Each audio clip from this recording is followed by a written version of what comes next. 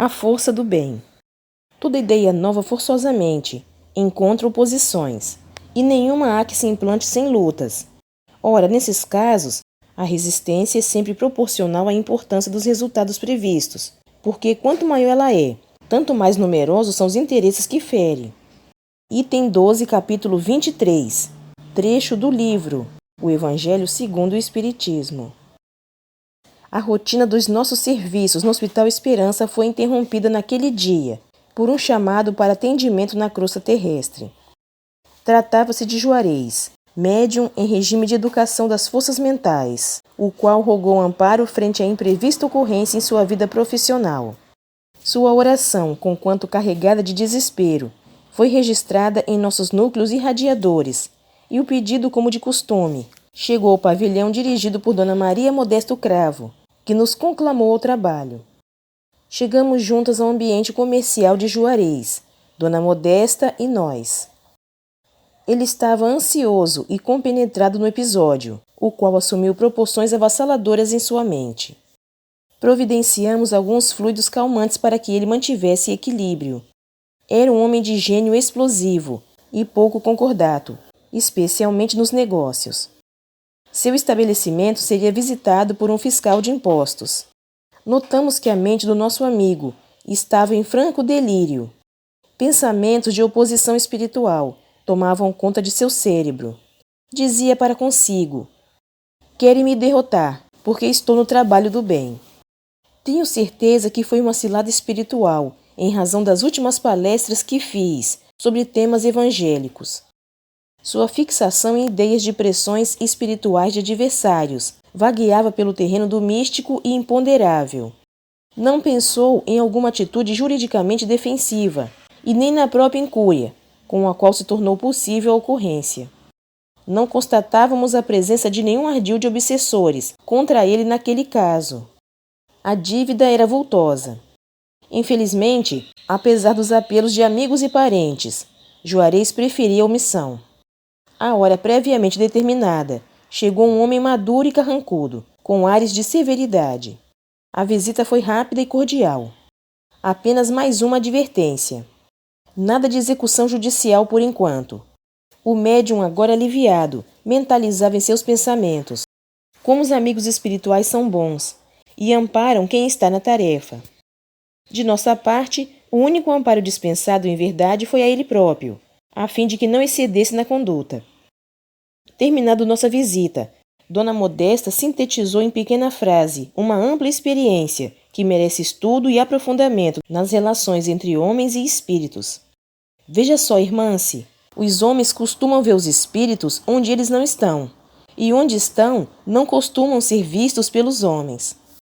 Situações como a de nosso amigo comerciante têm sido constantemente assinaladas no dia a dia do homem carnal, seja portador de faculdades psíquicas mais videntes ou não. O ser humano é essencialmente místico, mas principalmente entre os cultores da fé espírita. Essa tendência tem sido acentuadamente empregada na construção da realidade individual, atingindo algumas vezes as raias da insensatez. O exagero nesse tema tem ensejado devaneios, com consequências morais nocivas para a vida de muitos homens na Terra. Menor esforço e irresponsabilidade, em razão de fantasias provenientes do pensamento mágico, tem criado campo para a fuga e a ilusão. Explorações psíquicas têm ocorrido em torno da Terra.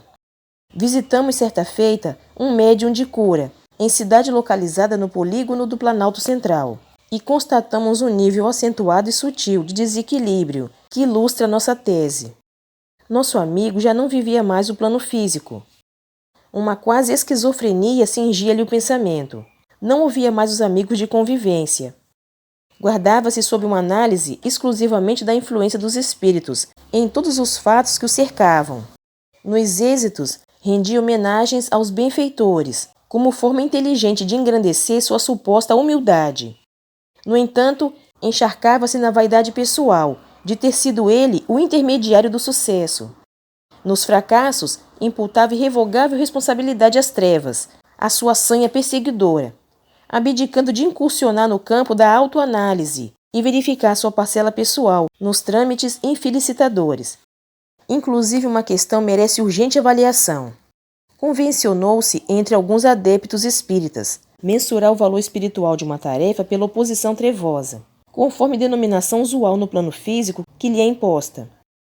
Alguns companheiros, inspirados nessa teia, interpretam todos os obstáculos em torno de seus passos no serviço doutrinário como ciladas e manobras contra seus ideais, como se tal critério constituísse um sistema de aferição exato e universal, apoiados nas palavras do codificador que diz: assim, pois, a medida da importância e dos resultados de uma ideia nova se concentra na emoção que o seu aparecimento causa, na violência da oposição que provoca, bem como no grau e na persistência da ira de seus adversários.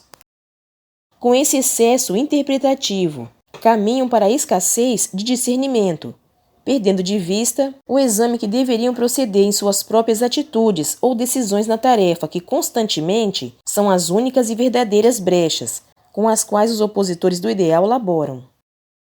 Inquestionavelmente, a literatura espírita é farta de informes a esse respeito.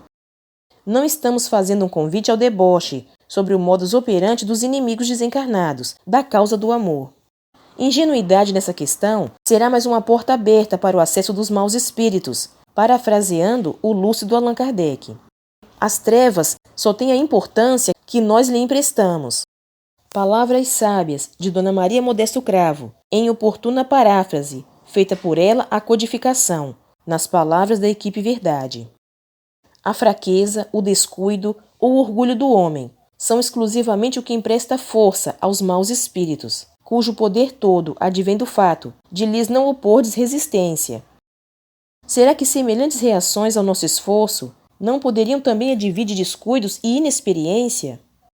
O sutil desejo de realce pessoal ou a pretensão dos pontos de vista, tão difícil de ser percebida, não poderiam ser a causa exclusiva de tanto burburinho e problemas nas frentes de atuação que erguemos? O enfoque excessivamente carregado de ideias místicas subtrai-nos a possibilidade de tornar a relação entre as sociedades física e espiritual uma escola de despertamento e crescimento para os valores da alma. Utilizando a expressão do Guia dos Médiuns e Evocadores, o livro dos médiuns, o laboratório do mundo invisível, cerca a natureza terrena com o objetivo de ascensão para quantos se encontrem em ambas as faixas da vida. Quantas críticas e discordâncias, desavenças e tropeços existem nas equipes espíritas, com as quais as trevas, sem muito esforço, exploram assiduamente. Mais que natural, a luz acesa será perseguida pelas sombras. Faz parte da lei de amor essa atração opositora. Por ela, quem está na luz se fortalece, iluminando-se ainda mais, e quem jaz nas penumbras encontra o perdão de Deus, na claridade da vitória do bem, nos lampejos da conduta alheia. As convicções pessoais intransigentes e a imprudência são as armas mais poderosas daqueles que se posicionam contra o nosso esforço autoeducativo, porque formam o campo mental propício para a sintonia e a perturbação, que decorrem do personalismo e da invigilância. Nenhuma força é maior que o bem em todos os tempos. Firmemos nessa crença, nesse brasão mental, e roguemos o acréscimo da misericórdia, uma vez que sabemos da nossa fragilidade. Com essa fórmula ninguém sucumbirá sob o peso das vigorosas forças contrárias, que existem para dilatar-nos o poder de cooperação individual na obra do Todo-Poderoso Criador do Universo. Continua no próximo vídeo. Obrigada pela sua companhia. Fique com Deus e até o próximo vídeo.